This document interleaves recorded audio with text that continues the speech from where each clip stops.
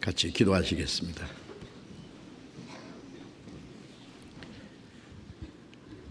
우리를 사랑하시는 거룩하시고 자비로우신 우리 아버지 하나님, 하나님을 멀리 떠나 죄 가운데 행하던 저희들, 우리의 육체의 소욕을 따라 행하며 하나님 앞에 진노와 심판을 받아야 마땅하지만 우리를 불쌍히 여기시는 그 크신 하나님의 사랑으로 주 예수님이 우리가 받아야 될 저주와 심판을 대신 담당하시고 주님이 흘리신 그 보배로운 피로 우리의 죄를 영원히 씻어주시고 다시는 심판과 멸망을 받지 않게 하시고 우리에게 영원한 생명과 하나님의 나라에 들어갈 수 있는 영광스러운 소망을 주신 그 크신 은혜를 인하여 감사와 찬송과 영광을 우리 아버지 하나님께 돌립니다. 이 시간 주님의 보배로운 피로 구원함을 받은 저희들 또 주님 앞에 함께 모여서 주님의 그 크신 은혜와 영광을 찬송하며 또 주님의 말씀을 배우며 주님과 함께하는 거룩한 무리 안에서 교제하게 해주신 것 감사합니다. 우리 각 사람 굽어 살피시고 더 풍성하신 은혜와 생명과 능력으로 충만히 채워주셔서 우리가 하나님의 자녀로 부끄럽지 않게 행하며 또 주님이 우리에게 하라고 맡기신 거룩한 역사를 이룰 수 있도록 우리 모두를 주님 뜻대로 귀하게 사용해 주시기를 간절히 기도합니다. 이 시간 함께 참여하지 못한 우리 형제 자매들, 병중에 있는 사람에게는 속히 건강을 회복시켜 주셔서 남은 생에 하나님의 뜻과 영광을 위해서 더욱 살 수 있는 기회를 주시고 또 마음에 시험받는 사람, 여러 가지 곤란 중에 어려운 중에 있는 사람들 일일이 보살펴 주셔서 합당하신 은혜를 베풀어 주시고 한 사람도 실족함이 없게 주옵소서. 멀리 세계 곳곳에 나아가서 복음을 전하며 또 신앙을 지키며 순종하는 우리 형제 자매들 말씀과 능력의 손길로 더욱 붙들어 주시고 주님의 복음을 더욱 담대히 힘있게 전파해서 많은 불쌍한 영혼들을 주님 앞으로 인도해서 구원받게 하는 하나님의 큰 역사를 능히 이루게 해 주시옵소서. 주님, 이 나라 이 민족에게 더욱 평화와 안전과 자유를 주셔서 마지막 때 하나님이 허락하신 이 때에 우리가 자유로이 주님을 섬기며 주님의 복음을 전하며 주님을 위해서 봉사할 수 있는 기회를 더욱 허락해 주시기를 간절히 기도합니다. 북한의 불쌍한 영혼들에게 복음을 전할 수 있는 기회를 또 허락해 주시기를 간절히 기도합니다. 이 시간 때를 따라 우리에게 필요한 말씀을 주시고 우리에게 행할 길을 가르쳐 주시는 주님, 이 시간에도 우리에게 필요한 말씀을 주시고 우리의 마음과 생각을 주님의 말씀으로 더욱 새롭게 해 주옵소서. 주 예수님 이름으로 기도드렸습니다. 아멘.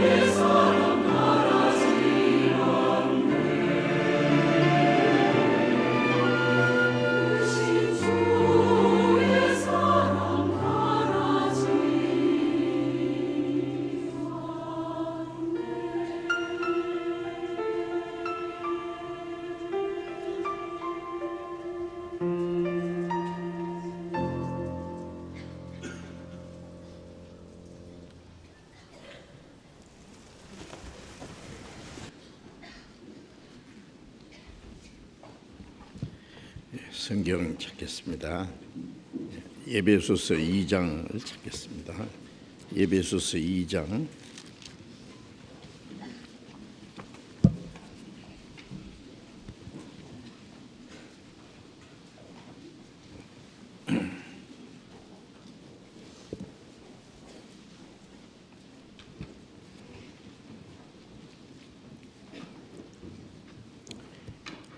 에베소서 2장 8절부터 10절까지 에베소서 2장 8절부터 10절까지 같이 읽겠습니다. 너희가 그 은혜를 인하여 믿음으로 말미암아 구원을 얻었나니 이것이 너희에게서 난 것이 아니요 하나님의 선물이라. 행위에서 난 것이 아니니 이는 누구든지 자랑치 못하게 함이니라. 우리는 그의 만드신 바라 그리스도 예수 안에서 선한 일을 위하여 지으심을 받은 자니 이 일은 하나님이 전에 예비하사 우리로 그 가운데서 행하게 하려 하심이니라. 여기까지.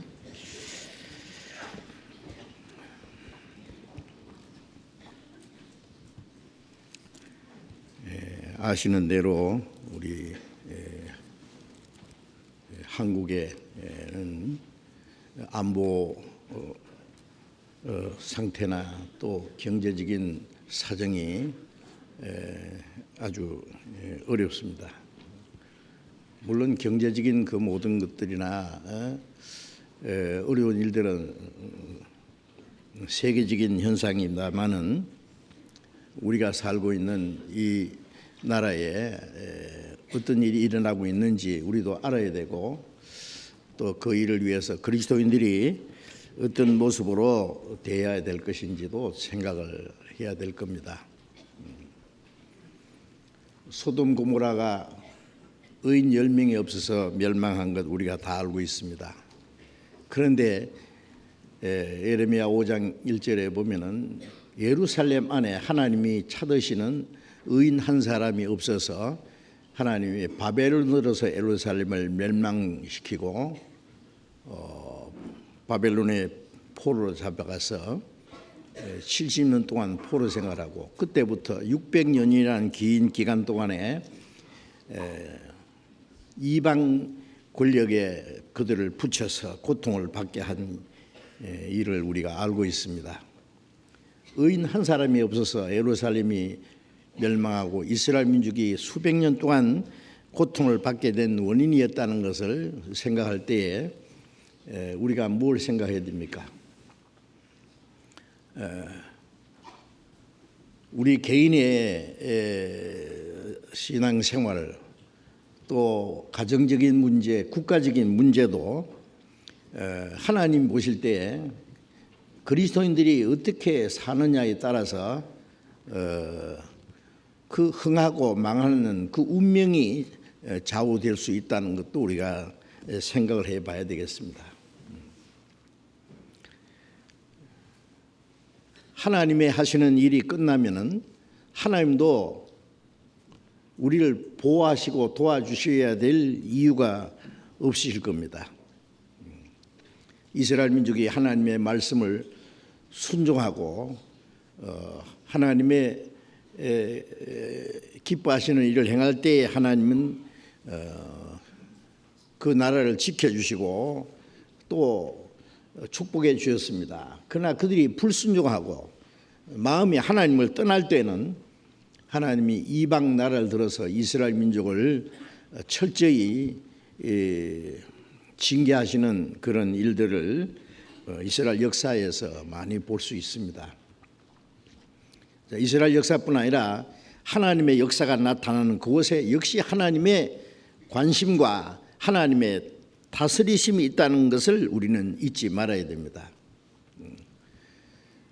제가 요즘에 그런 생각을 합니다. 그리스도를 배척함으로 전 세계 쫓아내서 약 2000년이라는 긴 역사 속에 이스라엘 민족을 이방 세력에 붙이고 가는 곳마다 그들이 온갖 순환과 학살을 당하게 하셨지만은 복음이 온 세계에 전파되는 마지막 시대에 하나님이 그 민족을 그 땅으로 모아들여서 강대한 나라가 되게 하실 것이라는 그 약속대로 구약시대도 또 신약에도 약 2000년 전 혹은 3000여 년 전에 하나님이 말씀하셨던 그것이 우리 시대에 불과 몇십 년 전 다 죽어 없어진 줄 알았던 이스라엘 민족이 그 땅에 돌아가서 강대한 아랍 세력을 물리치고 그 땅을 뺏어서 사막을 옥토로 만들고 그게 독립국가를 세우고 지금 강대한 나라가 되었습니다. 그리고 전 세계에 있는 유대인들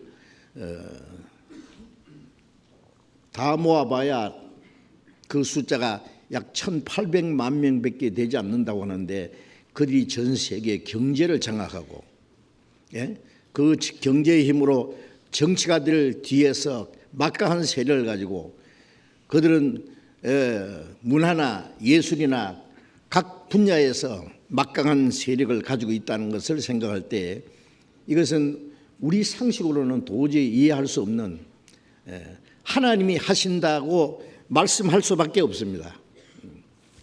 하나님이 약속하신 대로 약한 자가 강국을 이루리라.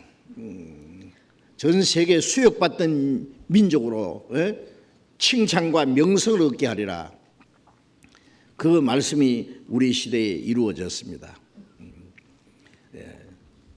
이스라엘 민족이 그리스도를 배척한 죄로 전 세계에 흩어져서 1900년이라는 그 긴 기간 동안에 그토록 비참한 순환과 학살을 당할 때에 하나님의 이름이 더러워졌습니다.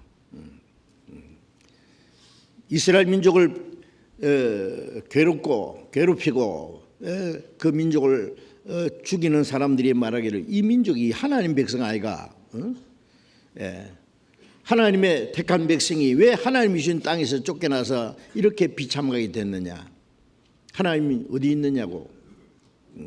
그래서 이스라엘 민족을 인해서 하나님의 이름이 모독을 받는도다라고 말씀하고 있습니다. 이제 하나님이 이스라엘 민족을 회복시키는 것은 그들이 그리스도를 배척한 죄를 철저히 회개했기 때문도 아니고 그들이 불쌍해서도 아니고 그보다 더 큰 하나님의 계획은 이스라엘 민족으로 인하여 더러워진 하나님의 이름을 거룩하게 하기 위해서 이스라엘 민족은 하나님의 선민은 죄로 망했지만은 하나님은 안 죽었다. 하나님은 살아계신다는 걸 가르쳐 주기 위해서 그들이 죄로 말미암아 멸망했고 그리고 하나님의 약속과 능력으로 다시 그 민족을 회복시킨다는 그 말씀이 성경에 기록되므로 이 성경이 하나님의 말씀이라는 것을 증거하고 믿게 하기 위해서 이스라엘 민족을 회복시키시는 겁니다. 이것은 마지막 때 하나님이 이루시는 기적입니다. 세계 중앙에 거하는 민족, 에스겔 38장에 보면은 열국에서 모아서 세상 중앙에 거하는 게 하는 민족, 전 세계에 흩었다가 그들을 모아서 세상 중앙에 거하는 백성이라고 했습니다. 이제 하나님의 관심이 또 한 곳에 더 있습니다. 예루살렘에서 시작된 복음이 유럽으로 전 세계에 전파되고 그리고 마지막에 이 극동 한국에까지 복음이 전해졌습니다. 한국은 너무나 늦게 복음이 들어왔습니다. 그러나 마지막 때 이 복음의 역사가 한국에서 활발히 일어나고 있는 건 사실입니다. 여러분 그런 거 생각해 보셨어요? 지금도 전 세계에 복음 전하는 사람이 있을 겁니다. 있어야 됩니다. 그러나 우리가 아무리 찾아도 너무나 미미하고 하나님의 역사가 어디서 나타나는지 잘 보이지가 않습니다. 하나님이 우리에게 말씀을 깨닫게 하고 우리를 통해서 구원의 역사가 나타나게 하고 이제 우리는 부족하고 연약하지만은 우리를 통해서 전 세계에 복음이 증거되게 하는 그 역사를 보면은 이것은 우리 힘으로는 할 수 없는 하나님이 하시는 일입니다. 이스라엘 민족을 회복시키는 하나님의 능력이 그 배후에 역사하신 것처럼 우리가 전 세계에 또 복음을 전하는 그 배후에 하나님이 역사하시는 것이 확실합니다. 우리가 전도하는 내용도 구약 성경에 있는 이스라엘 역사를 통해서 하나님의 능력을 보이고 하나님의 공의와 사랑이 무엇인지 하나님의 약속을 반드시 하나님이 지키시는 분이라는 것을 그 민족의 역사를 통해서 우리에게 보이시고 또 예수 그리스도로 말미암아 이루실 그 모든 역사를 미리 약속하신 대로 그 약속을 이루신 것을 우리는 알 수 있습니다. 그리고 하나님이 우리에게 주신 이 은혜의 복음을 증거하는 구약 성경의 이스라엘 역사를 통해서 예수 그리스도로 말미암아 우리에게 나타내신 그 은혜를 이제 증거하는 그 전도의 내용이 우리처럼 이렇게 확실하게 활발하게 전하는 것은 아직 우리가 잘 볼 수가 없습니다. 분명히 이는 하나님이 우리에게 나타내 주신 것이고 우리뿐 아니라 마지막 때에 전 세계 복음이 전해지기 위해서 하나님이 우리를 통해서 역사하시기 위해서 우리에게 말씀을 깨닫게 하고 우리 가운데 주님이 역사하신다는 것을 우리는 믿습니다. 그래서 이스라엘은 하나님이 자기 이름을 거룩하게 하기 위해서 회복시키시는 동시에 마지막 꺼져가는 등불을 다시 끄지 않게 하신다는 그 말씀대로 꺼져가려고 하는 이 복음의 불길을 우리를 통해서 이루어서 전 세계 복음 전하게 하기 위해서 하나님의 눈길이 이 세상 동쪽에 한국에 하나님의 그 시선이 머물러 계시다고 믿을 수 있습니다.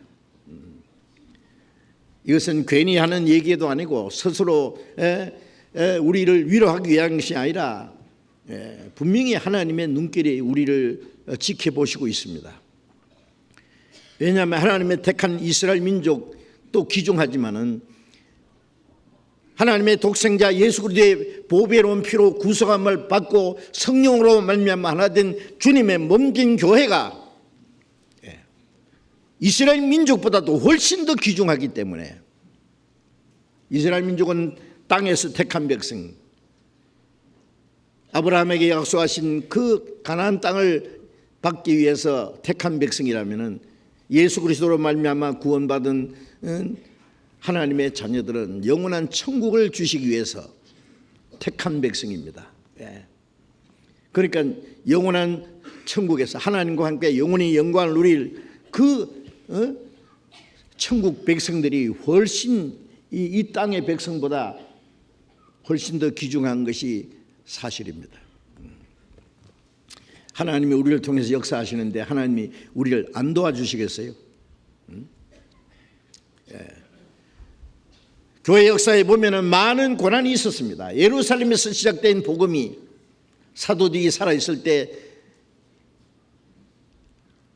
전 세계는 로마로 통한다는 그때 로마까지 복음이 전해지고 유럽 곳곳으로 힘있게 복음이 전거되게 할 때 얼마나 많은 고난이 있었습니까? 사도들이 목 잘려 죽고 돌에 맞아 죽고 바울 사도는 복음을 전하기 위해서 얼마나 많은 고난을 받고 마지막 로마에 2년 동안 전도하다가 목이 잘려 죽었습니다. 그건 뭘 가르칩니까? 교회 역사 속에 많은 환난과 고난이 있지만은 그 고난을 통해서 하나님의 역사가 이루어진다는 사실입니다. 바울 사도는 내가 복음을 위하여 죄인과 같이 매이는 데까지 고난을 받았으나 하나님의 말씀은 매이지 않는다. 디모데후서 1장 8절에 보면은 바울 사도가 죽기 전에 디모데에게 마지막 부탁하신 말씀이 는 하나님의 능력을 조차 복음과 함께 고난을 받으라.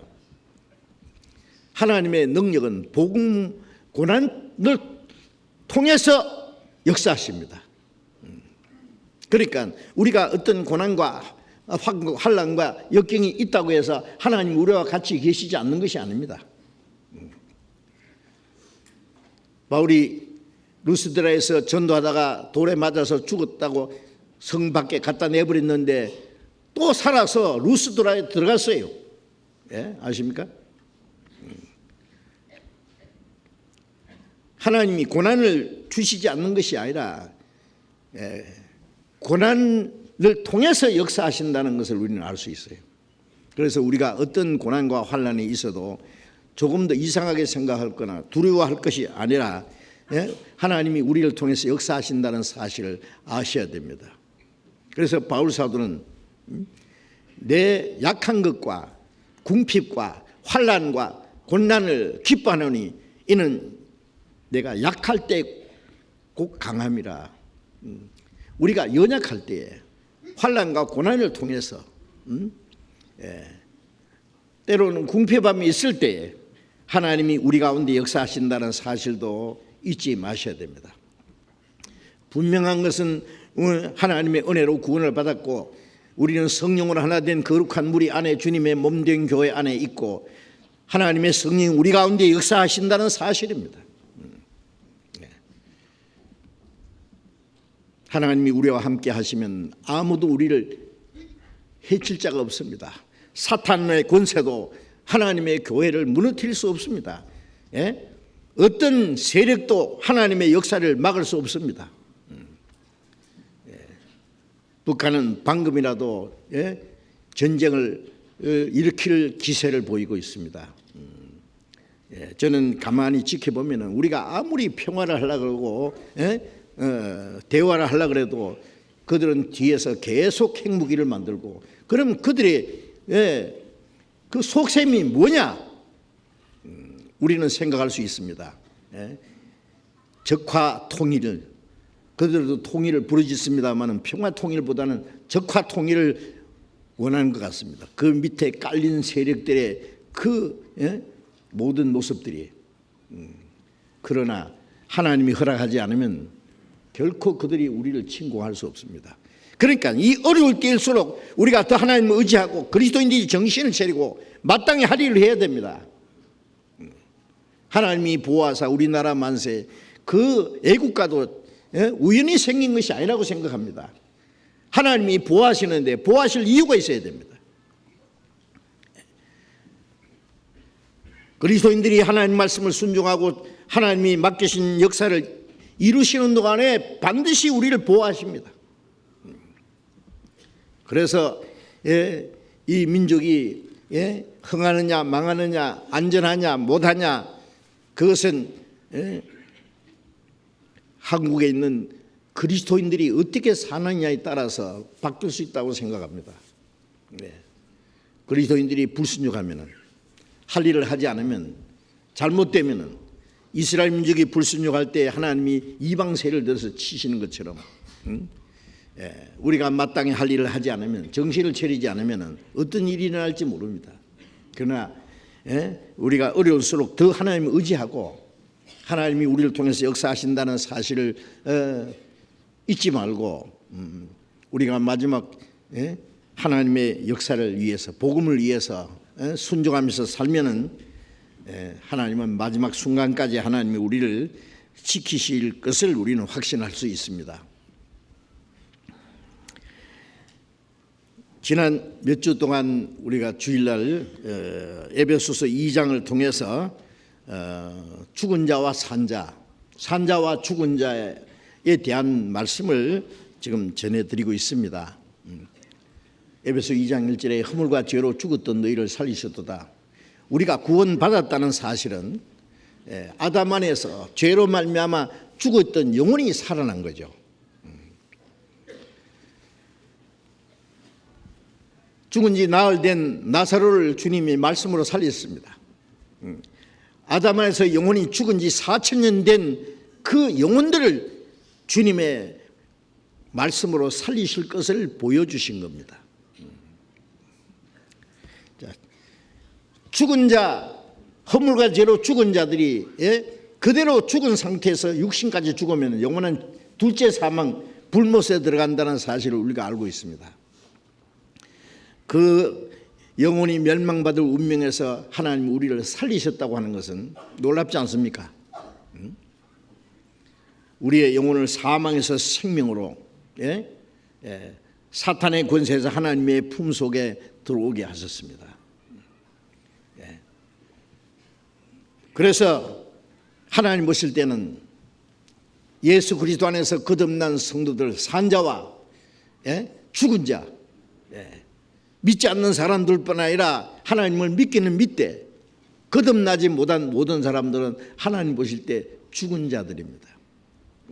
외형적으로 아무리 아름답게 꾸며도 그건 죽은 자입니다. 제가 미국에서 장례식 할 때에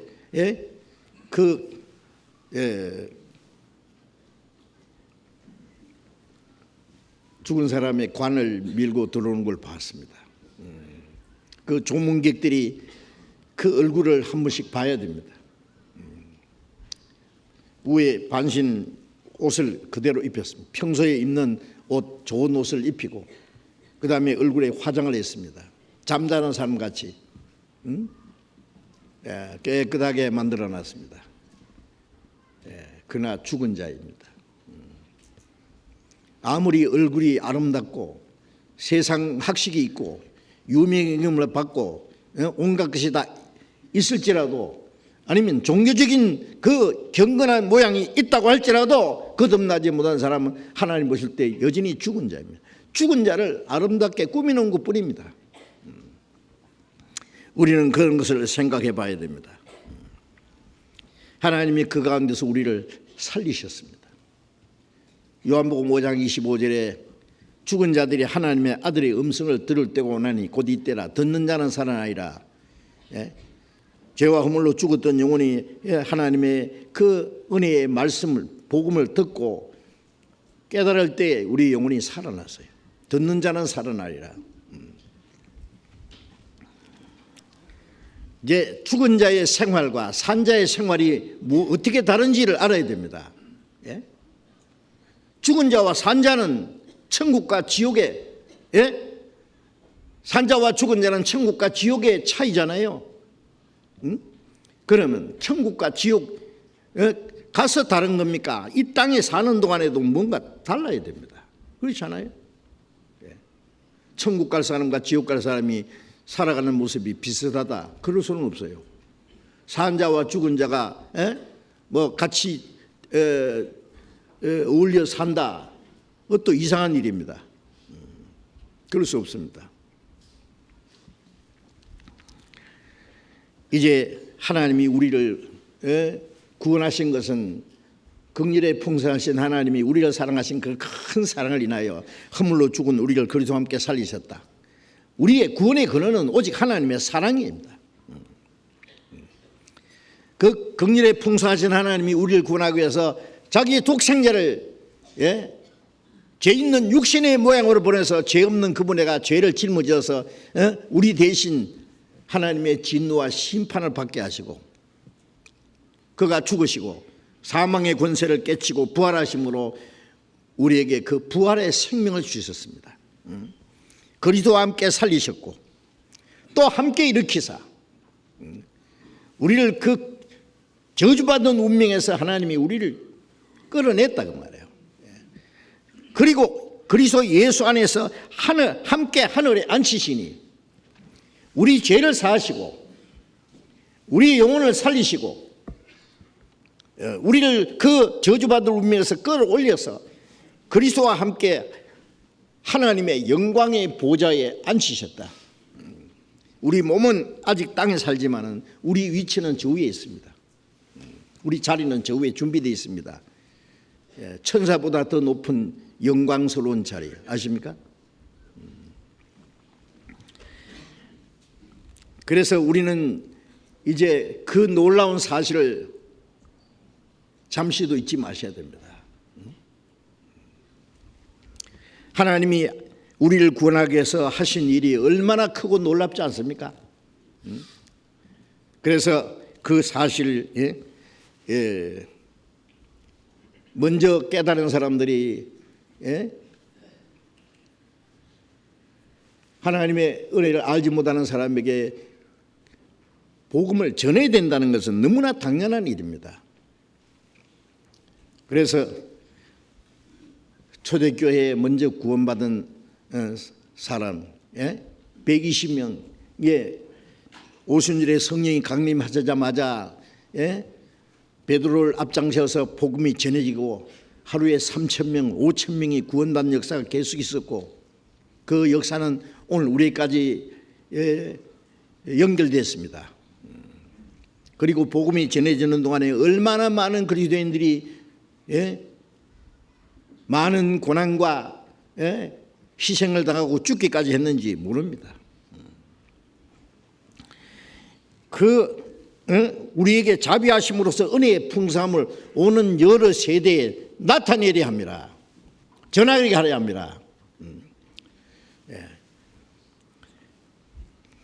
우리에게까지 전해졌고 우리는 또 전해야 됩니다. 또 다른 사람에게. 아직 하나님의 은혜를 알지 못하고 그 죽어가는 영혼들에게 이 복음을 전하지 않으면 안 됩니다. 고린도전서 6장 19절에 바울 사도는 9장 16절에 바울 사도는 그렇게 말했습니다. 내가 복음을 전하지 않으면 내게 화가 있을 것입니다. 내가 복음을 전할지라도 자랑할 것 없으면 부득불할 일입니다. 부득불이라는 것은 어쩔 수 없이 하는 게 아니라 안 하면 안 되는 일이다 그 말이에요. 여러분 안 하면 안 되는 일이 있지 않습니까? 네? 대통령만 안 하면 안 되는 일이 있습니까? 장관도 또 회사의 최고 책임자도 한 가정의 가장도 하지 않으면 안 되는 일이 있습니다. 자, 우리 그리스도인들은 안 하면 안 되는 일이 뭡니까? 복음을 전하는 일입니다. 복음을 전할지라도 자랑할 것도 없고 교만할 것도 없습니다. 너무나 당연한 일입니다. 복음을 전하지 않으면 내게 화가 있을 것입니다. 악한 일을 하는 것도 죄지만은 선한 일을 하지 않는 것도 죄라는 거 알고 있지 않습니까? 선한 일 가운데 최고 선한 일이 뭐예요? 복음을 전해서 멸망받을 영혼이 구원받게 하는 것이 하나님 보실 때 최고 선한 일입니다. 이제 오늘은 구원에 대해서 좀 더 말씀을 드리고 구원받은 그리스도인의 삶이 무엇인지를 같이 생각해 봐야 되겠습니다. 에베소서 2장 8절 다시 읽겠습니다. 너희가 그 은혜를 인하여 믿음으로 말미암아 구원을 얻었나니 이것이 너희에게서 난 것이 아니요 하나님의 선물이라. 자, 구원이라는 것이 얼마나 크고 귀하다는 것 아시죠? 히브리서 2장 3절에 이같이 큰 구원을 등한에 이기면 어찌 피하리요. 그게 이같이 큰 구원이라는 것은 예수님은 천사보다 훨씬 높은 분인데 천사보다 높다는 것은 하나님의 아들입니다. 천사는 하나님의 아들이 될 수 없는데 예수님은 독생자예요. 하나님의 외아들이었습니다. 그런데 그분이 잠시 동안 천사보다 못하게 하심을 입었다. 33년간 천사보다 더 높으신 그 영광스러운 분이 천사보다 더 낮은 인간의 몸을 입고 이 땅에 오셔서 그가 죄인들이 받아야 될 그 고난을 받으시고 십자가에 죽기까지 하시고 부활해서 다시 천사보다 더 높은 영광스러운 자리로 가셨다. 그것이 히브리서 2장 내용입니다. 왜 천사보다 높은 분이 천사보다 못한 인간의 몸을 입고 있었습니까? 그리고 다시 그는 부활하시고 천사보다 더 높은 영광의 그 위에까지 가셨느냐?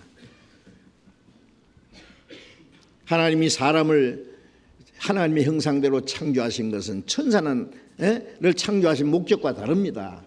천사는 불의는 영으로 만들었지만 사람은 그 루시퍼가 탐냈던 하나님과 같이 되는 것을 자리를 주시려고 하나님의 형상대로 창조했어요. 그러나 인간이 범죄함으로 영광을 잃어버렸기 때문에 천사보다 그 높은 위치에 앉아야 될 사람이 철저히 타락해서 천사보다 못한 정도가 아니라 짐승처럼 돼버렸기 때문에 이 비참한 죄인을 구원해서 천사보다 더 높은 자리로 끌어올리기 위해서 예수님이 잠깐 동안 천사보다 못하게 되셨다고 말해요. 우리를 구원해서 그리고 천사보다 더 높은 영광스러운 자리에 끌어올리기 위해서, 그것이 히브리서 1장 2장 내용입니다. 그런데 이같이 큰 구원을 등한히 여기면, 하찮게 시시하게 무관심하면 어찌 심판을 피하리요? 진리를 배척해서 멸망하는 사람이 있는가 하면은 등한히 여기서 멸망하는 사람도 많습니다.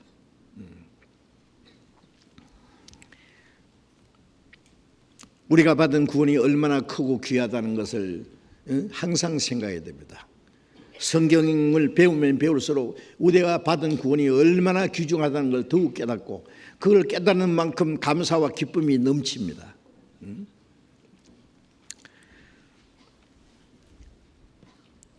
누가복음 1장 77절에 보면은 죄 사함으로 말미암은 구원을 너에게 전하리라. 죄 사함으로 말미암은 구원이라고 했어요. 그 영혼이 죽은 것은 죄와 허물로 죽었습니다. 죄 삭선 사망이라는 건 육신이 죽음뿐 아니라 둘째 사망, 지옥에까지 들어가는 거예요. 예수님이 우리를 구원하신 것은 죄 없는 그분이 죄를 알지도 못한 분은 우리를 대신하여 죄를 삼았어요. 예수님이 십자가 죽은 것은 죄가 죽은 거예요. 가장 비참한 죄인처럼 사형 선고를 받고, 가장 비참한 죄인처럼 온갖 수치와 고통을 받고, 가장 비참한 죄인처럼 십자가에 죽었습니다. 한 사람이 모든 사람을 대신해 죽었다. 죽어야 될 죄인들을 대신해 죽었다고 말해요. 우리 죄가 그를 죽였습니다. 그가 찔리면 우리 허물이 나며 그가 상하면 우리 죄악이 나며 우리 죄가 하나님의 아들 죽였습니다. 하나님은 그 비싼 대가를 지불해서 아들의 죽음을 통해서 우리 죄를 대속하셨어요. 그 죄 사함으로 말미암은 구원입니다. 죄로 말미암아 심판과 멸망을 받게 되기 때문에 그 죄를 사하셨어요. 그래서 디모데전서 1장 15절에 그리스도 예수께서 죄인을 구원하러 세상에 임하셨다 하셨고, 요한일서 3장 5절에는 그가 우리 죄를 없이 하려고 나타나신 바 된 것을 너희가 아나니 그에게는 죄가 없느니라. 죄 없는 분이 죄를 없이 하려고 오셔서 죄인이 받아야 될 저주와 심판을 대신 받았다. 죄인을 구원하러 오셨다는 말이나 죄를 없이 하러 오셨다는 말이나 같은 말입니다.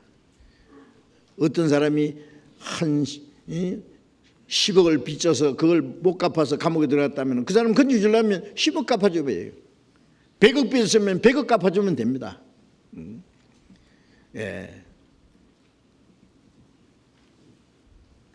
이사야 40장 2절에 그 모든 죄를 인하여 여호와 손에서 배나 받았느니라. 하나님은 우리 모든 죄를 위해서 배나 갚아주셨어요. 우리 죄보다도 훨씬 더 많은 값을 지불해서 우리를 죄에서 해방했습니다. 그래서 요한계시록 1장 5절에는 우리를 사랑하사 우리 죄에서 우리를 해방하시고 죄의 심판과 형벌에서 우리를 자유케 하셨다고 말이에요. 그게 구원입니다.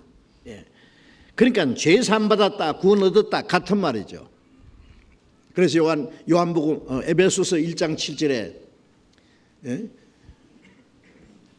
그 예수 안에 풍성한 은혜로 말미암아 그의 피로 구속과 죄사함을 받았으니, 죄사함 받았다, 구원 받았다, 같은 말입니다.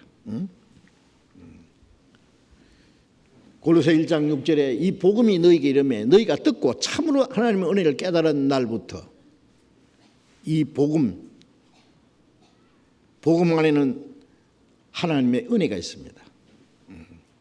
어떤 죄인든지 용서해 주시는 그 하나님의 은혜가 있습니다. 복음을 듣고 참으로 하나님의 은혜를 깨달은 날, 그날 구원받는 날입니다. 깨달았다, 믿는다, 같은 말입니다. 어떤 사람은 복음을 듣기는 들었는데 도무지 못 깨달아요. 그래서 히브리서 4장 6절에 보면은 저희도 우리와 함께 복음을 전함을 받은 자이나 그 들은 바 말씀이 저에게 유익되지 못한 것은 듣는 자가 믿음을 화합지 아니함이라.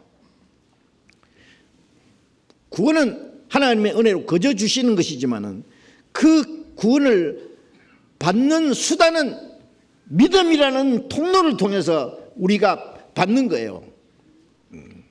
그 믿음은 그 은혜를 깨달을 때, 내가 얼마나 비참한 죄인인 걸 알고 그리스도께서 십자가에 죽으신 은혜가 얼마나 큰지, 그 예수님이 십자가에 죽으시고 흘리신 피로 우리 죄를 대속했다는 하나님의 약속이 무엇인지 이걸 참으로 깨달을 때, 물론 깨닫게 하시는 분도 성령이십니다. 그래서 고린도전서 2장 12절에 우리가 하나님께로 온 영을 받았으니 이는 하나님이 우리에게 주신 은혜를 알게 하려 합니다. 하나님이 우리 주신 성령으로 말미암아 하나님이 우리에게 주신 은혜를 깨닫게 했다고 말해요. 깨달을 때 믿어집니다. 그런데 왜 어떤 사람은 깨닫게 도와주시고 어떤 사람은 안 도와주시느냐? 목마른 자는 내게로 오라, 나를 믿는 자는 배에서 생수의 강이 흘러나리라 하시니 이는 믿는 자의 받을 성령을 가르쳐 말씀하신 것이라. 목마른 자에게 물을 주듯이 영혼이 목마른 사람, 물에 빠진 사람이 사람 살려 하듯이 죄로 말미암아 하나님의 심판과 멸망받을 바로 지옥의 문턱에서 살리달라고 부르짖을 때에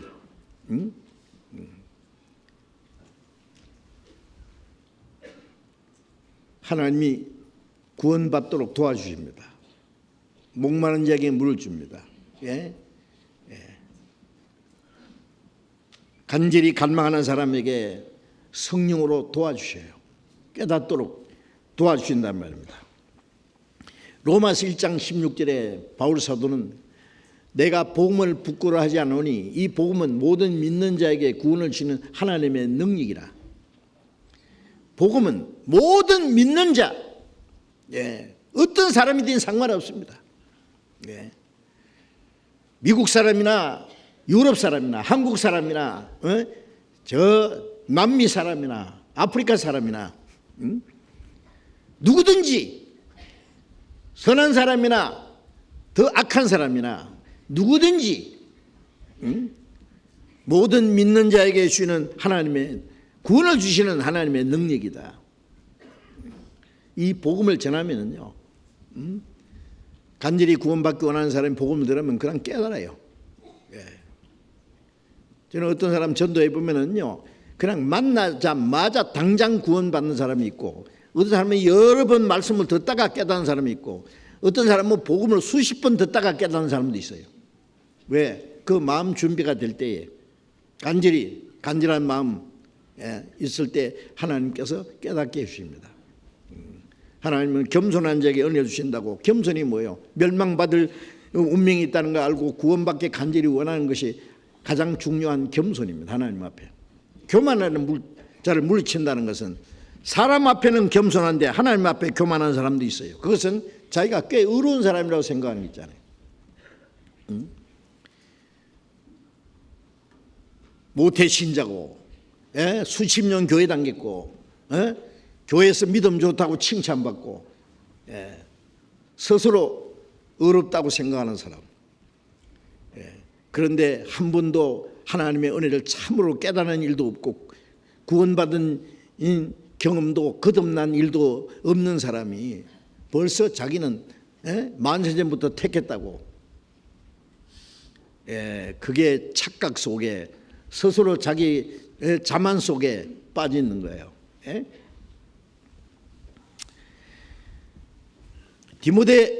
디도서 봅시다. 디도서 3장을 봅니다. 디도서 3장. 디도서 3장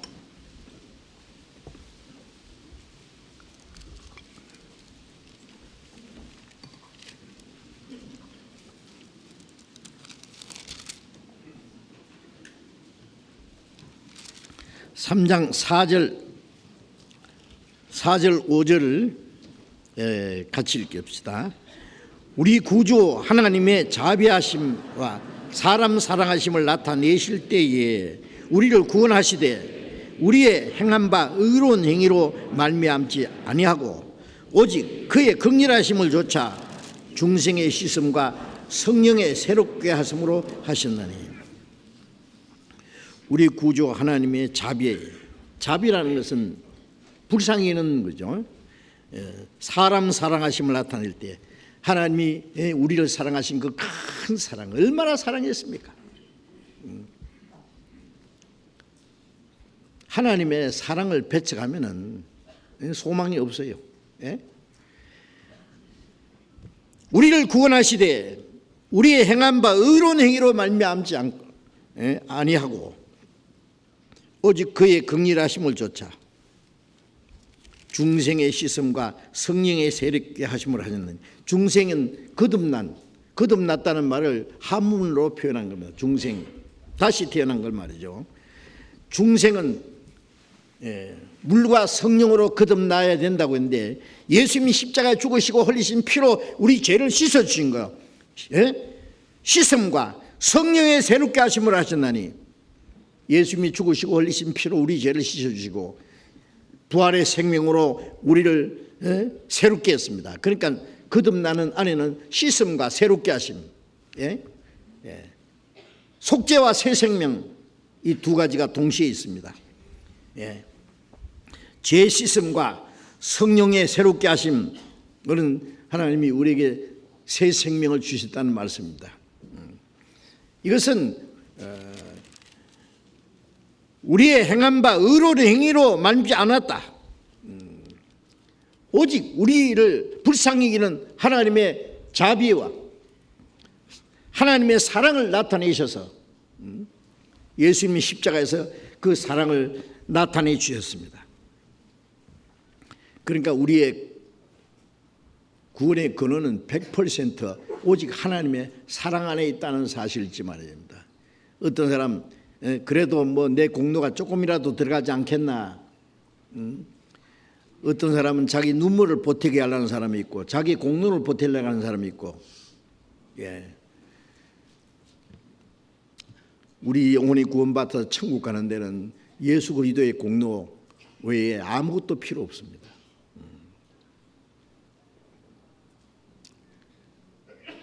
인간의 자기 의와 자기의 선행과 공로를 구원의 조건으로 나타내는 것은 하나님의 은혜를 멸시하는 겁니다. 그래서 갈라디아 2장 21절에도 바울 사도가 그랬죠. 사람이 어렵게 되는 것이 율법의 행위로 자기 행위로 되는 것이라면 그리스도께서 헛되이 죽으셨나이다. 예수님이 죽으심으로 우리가 받아야 될 저주와 심판을 완전히 끝내셨고, 예수님이 부활하심으로 죽음의 권세를 깨치고 영원한 생명을 주셨습니다. 성경에 우리의 구원이 얼마나 완전하다는 걸 얘기합니다. 그런데 가끔 어떤 사람들 거듭난 사람도 잘못하면 지옥 간다. 비슷한 말이 있는 것 같아도 그 뜻이 아닙니다. 확실한 말씀을 먼저 믿고 비슷한 말씀은 왜 그 있는지를 달리 생각해야 됩니다. 그런데 불확실한 어떤 내용 때문에 확실한 진리를 부인해서 되느냐 그 말이에요.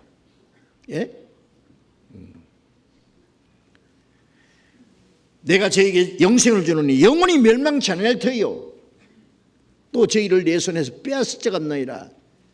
아무도 아버지 손에서 빼앗을 자가 없나이라. 그 얼마나 확실한 내용입니까? 예? 그런데 구원받은 사람이 구원받아 해주신 은혜를 잊어버릴 수 있다고 생각합니까? 혹시 믿음이 약해서 불순종하는 데 있을지 모르지만 하나님의 은혜를 잊어버리는 일은 결코 없을 겁니다. 예? 어떻게 생각하세요? 만일 구원받았다는 사람이 구원받은 은혜를 중간에 잊어버린다면 처음부터 못 깨달은 거예요. 그렇지 않습니까? 사랑이 식을 줄은 있어도 예? 사랑을 완전히 잊어버릴 수는 없습니다.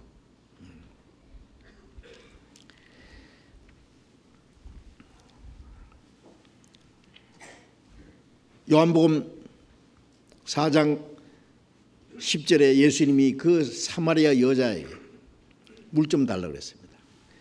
예수님은 여행에 지쳐서 그 여름에 뜨거운 그 땡볕 밑에서 지금 그 광야를 지나고 있습니다. 사마리아를 통과하고 있어요. 대낮에 이 사마리아 여자 왜 대낮에 물길로 왔냐 하면은 아침과 저녁에 많은 여자들이 물을 길러 가는데 이 너무 죄가 많아서 남편이 5씩 지금 있는 남편 6번째 온 동네 사람들이 그 여자를 보고 손가락질하고 그렇기 때문에 사람의 눈을 피해서 물길로 온 거예요. 예수님이 다 아시죠? 그 여자가 어떤 사람인지 모르시겠습니까? 물 좀 달라고 했습니다. 이 사마리아 여자는 인정이라는 건 손톱만큼도 없는 사람이에요. 딱 보니까 유대인이거든요. 여보시오, 당신 유대인으로서 사마리아 여자의 나에게 물을 달랍니까? 유대인과 사마리아는 상종을 안 한다 그랬죠. 유대인은 사마리아 사람을 개같이 취급하고 사마리아 사람은 유대인을 원수처럼 생각하는 거예요. 그리고 유대인 남자가 사마리아 여자에게 뭘 말을 한다는 것 자체가 그 사람들은 용납 안 하는 거예요. 물 달라고. 유대인으로서 사마리아 여자 나에게 물을 달라고 합니까? 필요 없습니다. 아니 목마른 사람이 물 좀 달라는데 왜 이렇게 이유가 많아요? 성경에는 원수가 줄이거든 먹이고 목마르든 마셔라. 짐승도 목마른 짐승에게 물을 마시고 하고 근데 하물며 사람인데 이 여자는 인정머리는 손톱만큼도 없고 그 사마리아인으로서 다른 사람에게 죄 많다고 무시당할 뿐 아니라 유대인에게 무시당하는 그 감정이 쌓여 있어요. 원수는 외나무다리에서 만난다고 하더니 잘 됐다고. 내가 당신한테 물 줄 줄 아느냐고. 안 준다 그래요. 예수님이 만일 우리 같으면 뭐라고 하겠어요? 여자야, 내가 누군지 몰랐지. 너 좀 있다가 지옥 가서 물 한 방울만 달라고 소리 지를 기다. 두고 보자. 막 그러실 수 있습니다. 그런데 예수님이 말씀하시기를 여자여, 네가 만일 하나님의 선물과 네게 물 좀 달라는 애가 누군 줄 알았으면 그가 네게 구했을 것이요 그가 생수를 주었으리라. 예수님은 누굽니까? 하나님의 선물을 가지고 오신 분입니다. 너는 내게 물을 안 줬지만은 나는 네게 생수를 줄 수 있다. 나는 네게 구해서도 안 줬는데 그 물 조금 안 줬는데 너는 내게 구하기만 하면은 하나님의 선물을 주는데 하나님의 선물은 생수다. 이 물을 먹는 자는 다시 목마르지 않아. 내가 주는 물을 먹는 자는 영원히 목마르지 않으니 그 배에서 영생하도록 솟아나는 샘물이 되리라. 하나님의 선물을 어떤 분은 선물을 가져가세요. 굉장히 주고 싶어요. 그런데 선물 받은 사람은 아무 관심이 없어요. 선물 뭐 그거까지 거. 이 선물은 너무 귀중한데. 그래서 에베소서 1장 6절에는 거저 주시는 은혜의 영광을 찬미하게 하려 합니다. 거저 주시는, 선물은 거저 주는 거죠. 너 선물 줄 테니까, 이거 선물은 얼마냐 하면은 10만 원짜리인데 5만 원 좀 내놔라. 그럼 선물입니까? 만 원 달라고 하면 그것도 선물 아니에요. 선물은 거저 줘야 돼요. 거저. 거저 주시는 은혜입니다. 거저.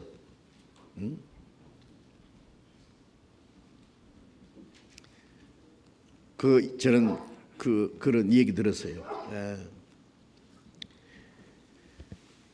어떤 선교사가 한 얘기입니다. 어떤 사람이요, 생선을 팔러 다녔대요.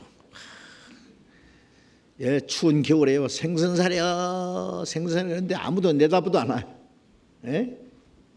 싱싱한 방금 들어온 생선입니다. 싸게 팝니다. 내다보도 안 해. 그래서 지나가던 신사가 보니까 이 사람 소리 지르고 추운데 다니는데 하나도 못 파니까요, 불쌍했어요. 여보세요, 그 생선 얼마입니까? 예, 한 마리 얼마입니다. 전부 얼마입니까? 예? 구르마에 생선 잔뜩 있는데요, 그거 전부 얼마냐고. 전부 사시려고요? 예, 전부 살게요. 전부 얼마입니다.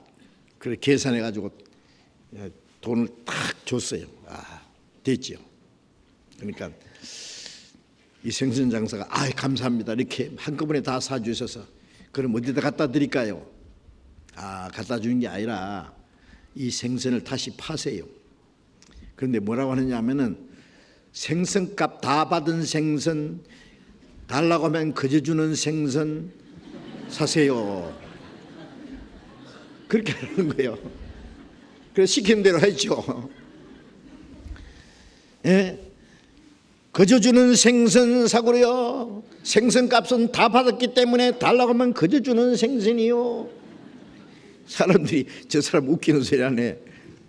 또 한 사람도 내다보도 안 해. 이 큰일 났어요. 빨리 줘야지 집에 가는데. 예?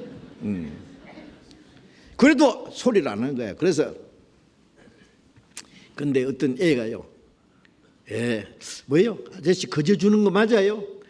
그럼 달라고 하면 거저 줘. 그러면 몇 마리 주세요. 딱 싸가지고 주는 거예요. 가져갔어요. 그 다음에 옆집 사람이 그 말 듣고 자기도 갔어요. 막 사람들이 우르르 몰려가지고 순식간에 다 가져갔대요.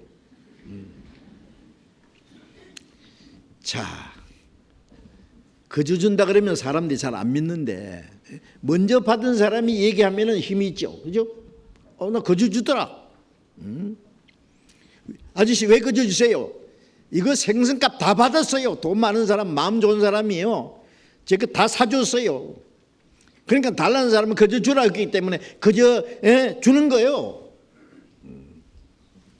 이 구원은 거저 주는 거잖아요. 주님이 값은 다 지불했잖아요. 예. 그래서 거저 주는 건데, 아무리 좋은 선물도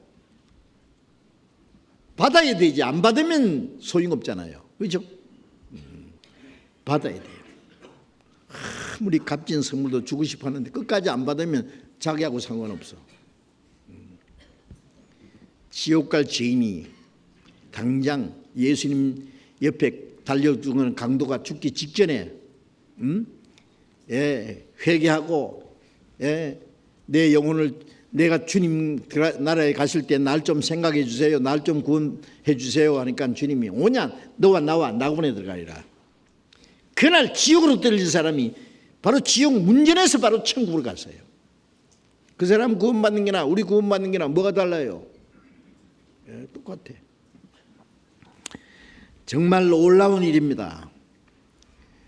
디모데전서 2장 4절에 하나님은 모든 사람이 구원을 받으며 진리를 아는 데 이르기를 원하시나이다. 하나님은 모든 사람이 구원받기 원합니다. 진리를 알기를 원하십니다. 예? 말씀으로만, 마음으로만 원하신 것이 아니라 자기 독생자를 십자가에 죽기까지 희생하시고, 그리고 성령을 보내서 그 사실을 전파하게 하시고, 은혜의 복음을 전파되게 하시고, 예? 베드로후서 3장 9절에 보면은 하루가 천년같이 오래 참으시고 아무도 멸망치 않고 회개하기를 이루기를 원하시나이다. 자기 독생자를 십자가에 죽는 데까지 대신 내어주시고 우리 죄값을 지불해 주셨고 부활하심으로 사망의 권세를 깨치고 믿을 수 있는 증거를 주시고 하나님의 성령을 보내서 예루살렘부터 이 복음이 땅까지 전파되도록 그리고 하루가 천년같이 아무도 멸망치 않고 회개하기를 원하시는데 사람들이 그걸 원치 않아요. 아무리 주시려고 해도 원치 않으면 소용없습니다. 이사야 42장 22절에 네 죄를 빽빽한 구름에 사라진 것 같이 네 죄를 안개에 사라진 것 같이 도말하였으니 너는 내게로 돌아오라. 내가 너를 구속하였습니다. 예. 우리가 알지 못할 때 그리스도께서 우리를 위해 죽었습니다. 하나님은 빽빽한 구름처럼 하나님과 우리 사이에 막혔던 죄를 구름이 사라진 것 같이 안개가 사라진 것 같이 다 없이 했다고 말해요. 도말했다. 그러니까 돌아오라. 믿으라고 말해요. 내가 너를 구속했습니다. 구속은 죄 사했다. 그 믿는 것이 얼마나 쉽고 간단하고 확실하고 얼마나 놀라운 사실 아닙니까? 그런데 사실 사람들이 이것을 원치 않아요. 요한복음 5장 39절 40절에 보면은 예수님이 유대인들에게 너희가 성경에서 영생을 얻는 줄 생각하고 성경을 상고하니와 이 성경이 곧 내게 대하여 증거한 것이라. 그러나 너희가 영생을 얻기 위하여 내게 오기를 원치 않았도다. 이스라엘 사람은 하나님 택한 백성이고 그들이 가지고 있는 성경은 그때 구약 성경이죠. 성경에서 영생 얻는 줄 생각하고 성경을 상고해요. 거기까지는 좋았어요. 근데 성경을 배우면서 영생 얻기 위해서 주님께 오기를 원치 않았다. 그들은 영생을 주시는 그리스도를 배척했습니다. 영생 얻는 줄 생각하고 성경을 상고했지만은 영생 얻기를 원치 않았기 때문에 영생 대신에 멸망을 받아야 됐습니다. 그것도 얼마나 놀라운 착각이고 모순 아닙니까? 예? 요한계시록 21장 6절에 보면은 내가 생명수 샘물로 목마른 자들에게 값없이 주리니 생명수 샘물을 목마른 자에게 값없이 주신다고. 예? 또 요한계시록 22장 17절에 보면은 성령과 신부가 말하기를 목마른 자는 나오라. 원하는 자는 와서 값없이 돈 없이 생수를 마셔라. 생수는 영원한 생명이에요. 성령과 신부는 교회입니다. 우리가 해야 될 말은 뭡니까? 누구든지 와서 하나님이 주신 이 생수의 샘에서 생수를 마셔라. 거저 주는 겁니다. 놀랍지 않습니까? 그런데 아무리 주시기를 원해도 원치 않으면 소용없어요. 마태복음 23장 37절에 보면은 예수님이 유대인들에게 했습니다. 선지자를 죽이고 네게 파송된 자를 돌로 치는 자들아, 암탉이 그 새끼를 날개 아래에 모험같이 내가 너를 몰이 한 일이 몇 번이냐? 그러나 너희가 원치 않았도다. 보라, 너희 집이 황폐하여 버림받으리라. 하나님이 이스라엘 민족들, 거역하는 백성들, 암탉이 새끼를 날개 아래 모은 것처럼 몰려 했는데 원치 않았다고 말해요. 어떤 집에요, 시골에서 흙간에서 불이 났는데요, 예? 불 다 꺼지고 나서 다 보니까 암탉 한 마리가 다 죽었더래요. 그런데 그 암탉을 드러내 보니까 그 밑에 뿅아리가 살아있대요. 뿅아리. 암탉이 뿅아리를 다 품에 안고 지금 타 죽으면서 이 새끼를 살리려고.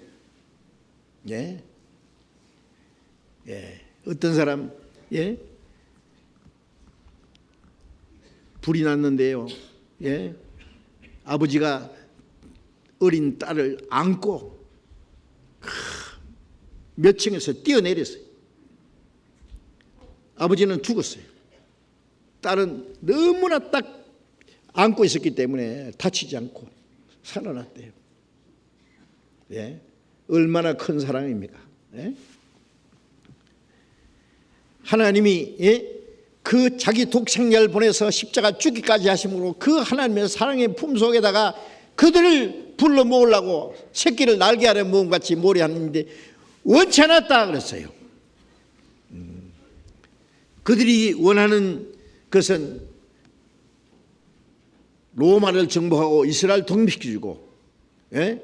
민족적인 문제, 육신적인 문제, 현실적인 문제를 해결해 주는 메시아를 기다렸어요. 예수님이 이스라엘 독립시키지 않으니까 이 사람 메시아가 아니라고 배척했잖아요. 하나님의 사랑을 그들은 배척했습니다. 원치 않았도다, 원치 않았도다. 그런데 참 놀라운 것은요, 마가복음 10장 35절 이하에 보면은 예수님의 그 수제자 중에 야고보, 요한 형제가 있나요? 예수님께 와서 그랬어요. 선생님, 우리가 원하는 것을, 우리가 구하는 것을 주시기를 원하나이다. 예수님이 너희가 무엇을 원하느냐? 예, 주님이 영광 받으실 때에, 주님이 왕이 되실 때에 그 말이에요. 예, 우리를 하나는 주의 좌편에 하나는 우편에 앉게 하소서. 우정성 좌정성 시켜달라고요. 무엇을 원하느냐니까, 예, 오른쪽 왼쪽에 앉게 해주세요. 참 그 말씀이요, 그 앞에 보면 예수님이 예루살렘 올라가서, 예? 지금 십자가에 죽으실 것을 말씀하시고 나서 그 말했어요. 이거 완전히 동상이문도요. 예? 이거 예수님은 지금 십자가의 죽음을 행해서 지금, 예? 엄숙하게 지금 비장한 걸음을 걷고 계신데 제자들은 예수님 덕분에 한 자리 하려고 생각하고 있으니 참 예수님도 답답하실 거예요. 그죠? 오른쪽 왼쪽에 앉게 해달라고. 그 원한대요. 뭘 원하느냐 그러니까, 예, 오른쪽 왼쪽에 한 자리 주세요. 아마 그렇게 생각할지 몰라요. 12 제자 중에 그 요한은 나이도 어리고 이쁘게 생겼고, 마음도 착하고 예수님께 참 잘했어요. 그래서 예수의 사랑하는 제자라고, 스스로 그랬잖아요. 그래서, 예, 마지막 만찬석에서도 이 요한이 예수님의 품에 딱 기대. 왜냐하면 이스라엘 유대인들의 식사 습관이 뭐냐면 옆으로 기대 가지고요, 예, 반 누워서 이렇게 먹거든요. 그런 거 보셨죠? 베너에서 보셨죠? 그러니까 예수님 바로 옆에는 누가 있냐? 요한이 있는 거예요. 요한이. 예? 예수님 배에 기대 가지고 주여. 옆에 베드로 그랬거든. 야야, 예수님께 물어봐. 누구? 예수의 팔자가 누군지 물어봐. 다른 사람이 못하는 말을 이 요한은 한 것 같아. 응? 그러니까 야고보도 그 동생 요한에게, 야, 예수님이 네 말은 들어주실 거야. 주여, 우리가 구하는 것을 주시기를 원하옵나이다. 뭐 원하는데? 한 자리 주세요. 참 이거는 말이야. 예수님이 나의 마시는 잔을 마시며 나의 받을 세례를 받을 수 있느냐? 예, 할 수 있나이다. 과연 마시려니와.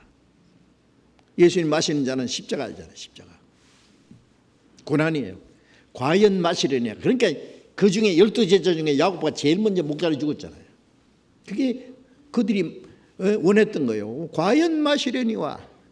동생 요한은 제일 나중까지 살다가 요한계시록 기록하고 주셨어요.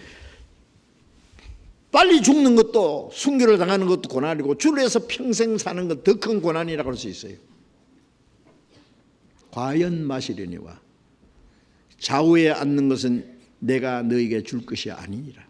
너희가 구하는 것을 너희가 알지 못하는도다. 누구를 위해서 예비됐든지 그들이 받을 것이니라. 예수님 오른쪽 왼쪽에 앉을 사람은 따로 있어요. 자, 그런데 그 다음에 바로 마가복음 4장 10장 47절 이하에 보면은 그 여리고성의 바디메오, 소경 거지 바디메오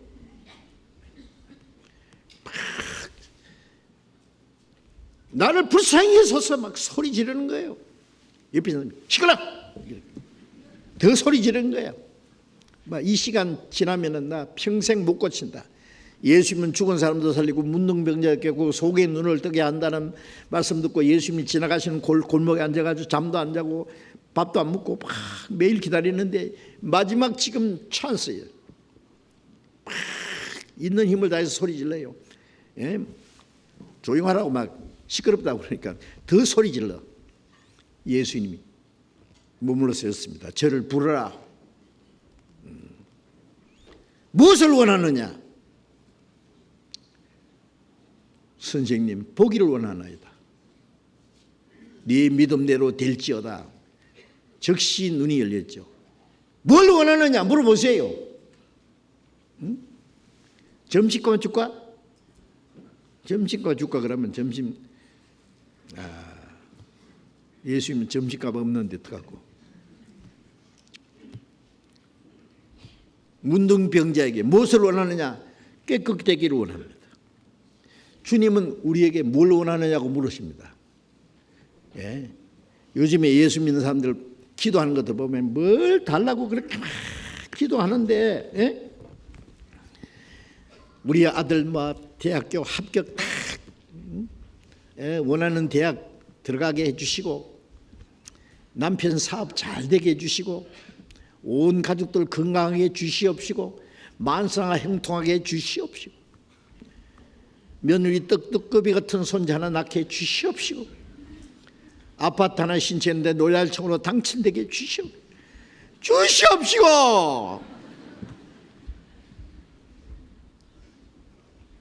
그게 원하는 거예요? 주님이 그런 거 주시러 오셨어요?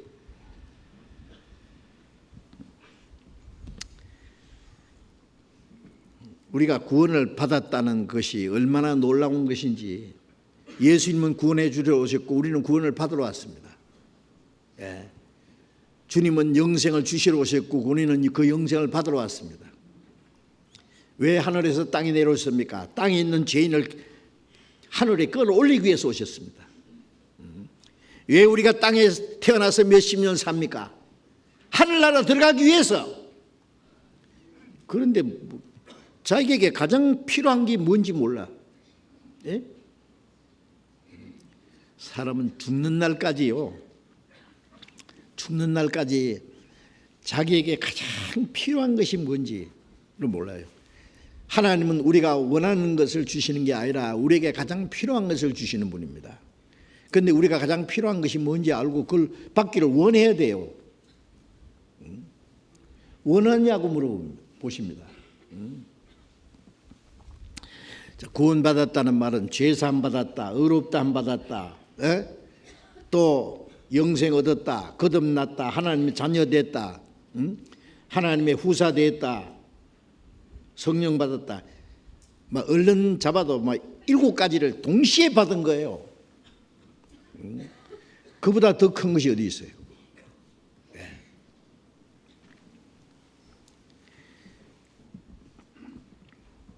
어떤 할아버지한테 제가 수양관에서 한번 상담을 했어요. 이 할아버지가 자기 딸이요, 하도 아버지 수양관에 가져가고 구원받아야 된다고 해서 그렇게 억지로 끌러오셨대요. 저한테 하는 말이, 구원이 뭔지 모르지만은 제 딸내가 그렇게 구원받아야 된다 그러니 좀 구원받게 좀 해주세요. 그러더라고요. 구원받으면 그렇게 좋다면서요. 그래. 그래서 제가 그랬어요. 할아버지, 구원받는 게 좋겠어요? 논 백마지기 주면 더 좋겠어요? 그게야 논 백마지기가 좋지요. 이 할아버지 언제 돌아갈지 모르는 분이 논 백마지기 가지고 뭐 하려는지 몰라. 농사지 가지고 억지로 돈 벌려고 하는 겁니까? 그러니까 구원이 얼마나 귀중한지를 모르니까 하는 말이에요. 예?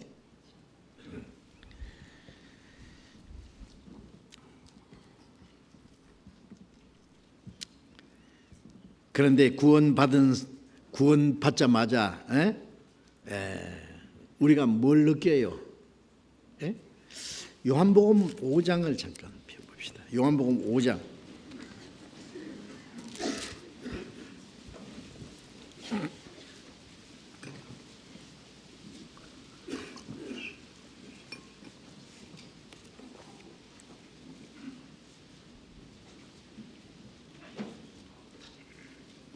요한복음 5장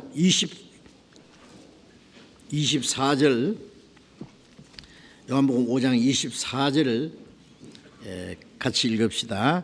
내가 진실로 너희에게 이르노니 내 말을 듣고 또 나 보내시리를 믿는 자는 영생을 얻었고 심판에 이르지 아니하나니 사망에서 생명으로 옮겼느니라.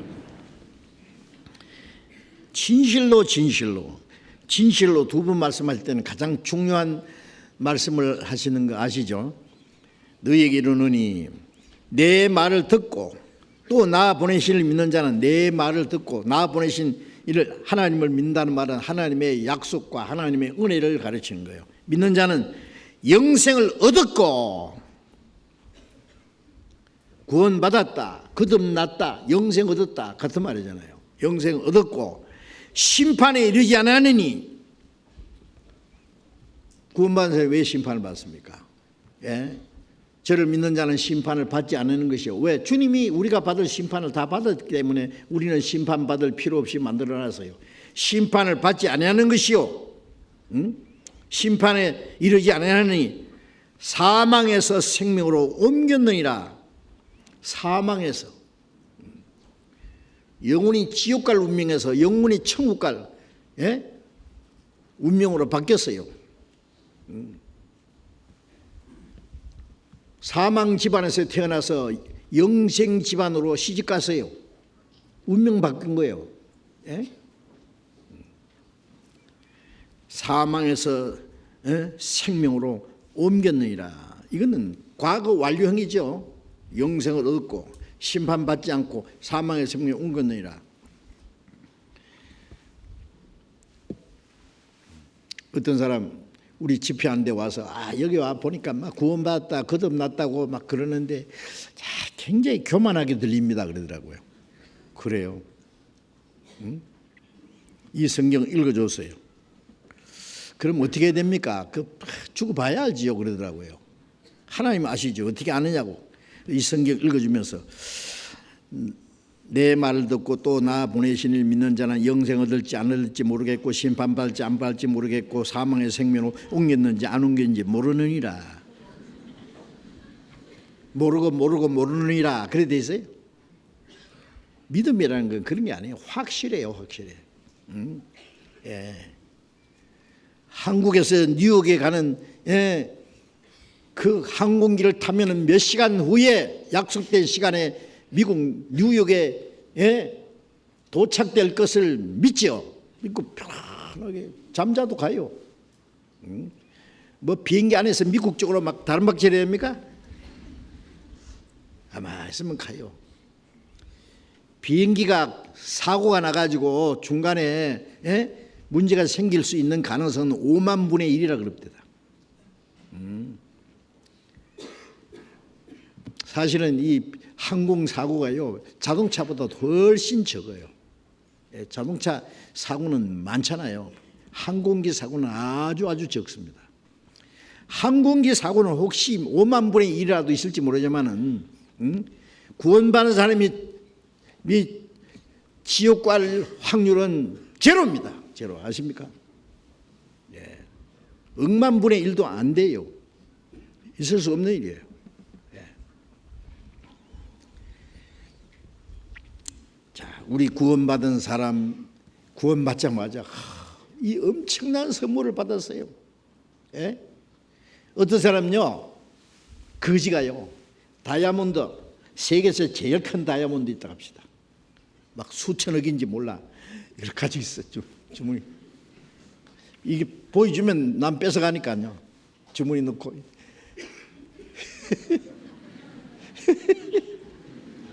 사람이 저 미쳤나 지금. 내가 제일 부자야 두고 보자. 이거 가지고 뭐 할까? 예? 이 사람은 엄청난 부자. 지금 거지 행세를 하고 있지만은 아무도 가지지 못한 보물을 가지고 있기 때문에 기뻐하겠죠. 그런 일은 뭐 여간 있을 수 없지만은 우리는 지금은 하나님의 자녀라. 장래에 어떻게 되겠으나 아직 나타나지 않았으나 그가 나타내시면 우리가 그와 같을 줄 아는 것은 그의 계신 그대로 볼 것이냐미니 구원받은 사람도 피곤하기도 하고 아프기도 하고 감기도 들고 가난할 수도 하고 사람이 무시당하기도 하고 어려운 일도 당하고 하지만은 장래에 어떻게 아직 나타나지 않았어요. 바울 사도는 그 위대한 사도가 헐벗고 굶주리고 자지 못하고 먹지 못하고 춥고 몸에 병이 있어가지고요 그 병 낫기를 3번 기도하니까 됐다 네 은혜가 족하다 안 고쳐줬어요. 하나님도 얼마나 많은 고난 받았습니까? 장래에 어떻게 되어서 아직 나타나지 않았으나 그러나 주님이 나타나실 때 우리가 주와 같을 줄 아는 것은 그의 계신 그대로 볼 것이냐면 주님 오시면 올해도 주님 오시면 주님처럼 돼요. 영광스럽게 거룩하게 완전하게 우리에게 그 생명이 있습니다. 주님과 같이 될 수 있는 베드로전서 1장을 찾아보겠습니다. 베드로전서 1장 베드로전서 1장 8절 9절 베드로전서 1장 8절 9절 같이 읽읍시다. 예수를 너희가 보지 못하였으나 사랑한도다. 이제도 보지 못하나 믿고 말할 수 없는 영광스러운 즐거움을 기뻐하니 믿음의 결국 곧 영혼의 구원을 받음이라. 자, 베드로는 이렇게 말했습니다. 예수를 너희가 보지 못하였으나 사랑한도다. 베드로는 예수님을 보고 죽으신 거, 부활하신 거, 성천하신 거 보았지만은 이 말씀을 받는 사람은 에게 말하기를 너희가 예수를 보지 못하였으나 사랑한도다. 우리도 예수를 보지 못하였으나 주님을 사랑합니다. 얼만큼 사랑합니까? 내 마음에 가장 귀중하게 사랑합니다. 이제도 보지 못하나 믿고 말할 수 없는 영광스러운 즐거움을 기뻐하니 이제도 보지 못하지만은 말씀을 통해서 성령의 능력으로 믿고 말할 수 없는 영광스러운 즐거움을 기뻐하니 믿음의 결국 그 영혼의 구원을 받음이라. 우리가 주님을 사랑하고 주님을 믿고 그리고 어떻게 했어요? 말할 수 없는 영광스러운 즐거움, 말로 표현할 수 없는 영광스러운 즐거움. 이 세상의 즐거움은요 영광스러운 즐거움이 아니에요. 정말 그것은 가치 없는 하찮은 즐거움입니다. 해도 빛이 천냥이라고요. 웃을 때도 슬픔이 있고 즐거움 끝에도 근심이 있느니라. 그거 아니죠. 우리는 영광스러운 즐거움으로 기뻐하니 믿음의 결국 영혼의 구원을 받습니다. 영혼 구원받았기 때문에 기뻐하는 거예요. 사도행전 16장에 보면은 바울 사도가 옥중에 같이 있다가 그 천사가 옥중에서 그를 놔주셨잖아요. 옥을 지키던 사람이 그날 밤에 옥사장 가족들이 다 구원받았어요. 그리고 온 가족들이 주님을 믿었으므로 크게 기뻐하더라 그랬죠. 자, 우리가 뭐 때문에 기뻐해야 됩니까? 어디서 기쁨을 찾습니까? 돈 많이 벌어서 거기서 기쁨이 있습니까? 명예와 무슨 권력이 있어서 기뻐하겠습니까? 좋은 옷을 입고 좋은 음식을 먹고 좋은 자동차 타고 좋은 집에 살아서 즐겁습니까? 그건 별거 아니에요. 정말 별거 아닙니다. 우리가 구원받았다는 이 사실을 말할 수 없는 영광스러운 즐거움으로 기뻐하니 믿음의 결국 곧 영혼의 구원을 받음이라. 하박국 3장 17절 18절에 그런 말씀이 있죠. 우리의 양이 없고 포도나무 열매가 없고 무화과 소출이 없고 아무도 없으나 나는 여호와로 말미암아 기뻐하며 나의 구원의 하나님을 하여 기뻐하리로다. 아무것도 없다 말이에요. 포도 열매도 없고 무화과 열매도 없고 우리의 양도 없고 없는 것뿐이에요. 아무것도 없어. 집도 없고 뭐 먹을 것도 없고 돈도 없고 뭐 그런데 하나님으로 인하여 기뻐한다. 내 구원의 하나님으로 인하여 절구하리니. 여러분 기쁨을 딴 데서 찾지 마세요. 딴 데서 기쁨을 찾으려고 그러면 주님이 별로 안 좋아하실 겁니다. 느헤미야 8장 10절에 보면은 하나님을 기뻐하라. 이것이 너희의 힘이니라. 하나님의 사랑은 우리의 구원의 근원이시고 구원받은 사람의 감사와 기쁨은 우리 신앙생활의 원동력이에요.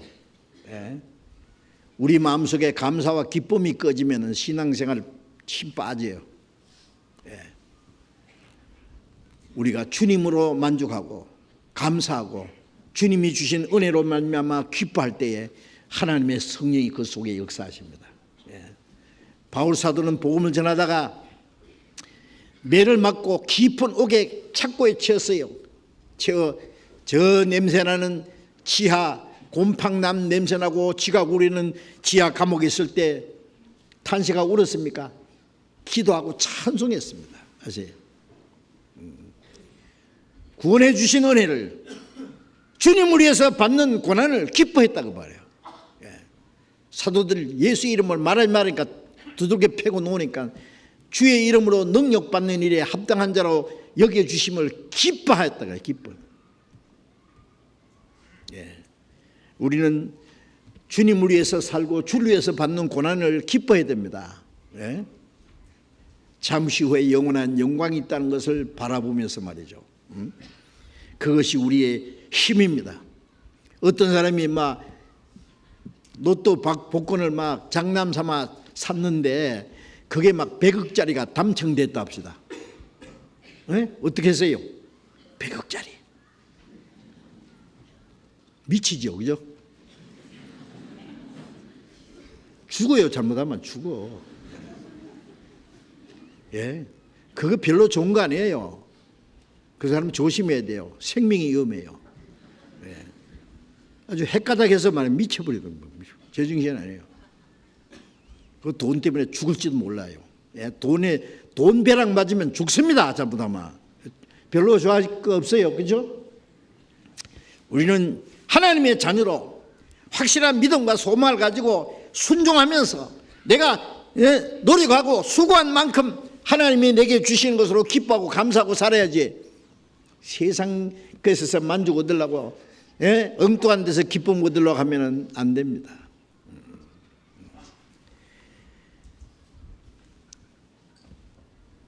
죄악 벗은 우리 영혼은 기뻐 뛰며 주를 보겠네. 천국에 계신 구세주를 영원히 모시리. 이때 박수. 저는 이 생각하면 막 춤이 저절로 나와. 죄악 벗은 우리 영혼은 기뻐 뛰며 주를 보겠네. 해보세요. 한번 해봐요. 뭐 부끄러울 거 있어요. 우리끼리인데. 예?